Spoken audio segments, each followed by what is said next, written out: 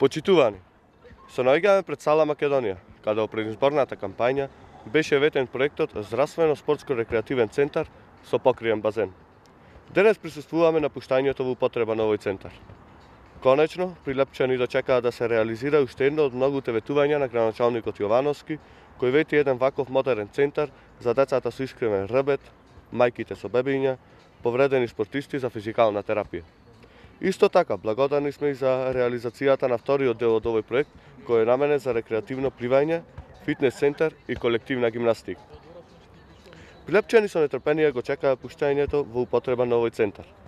Прилепчани со нетрпение чекаат и реставрацијата на Прилепската чаршија, спортско-рекреативниот центар Вештачко езеро, зоната за кампување, патеките за велосипедизам, за трчање, за пешачење, со платформата за безбедно пливање, како и спортските терени за тенис, одбојка, кошарка, кои ги вети градоначалникот Јовановски.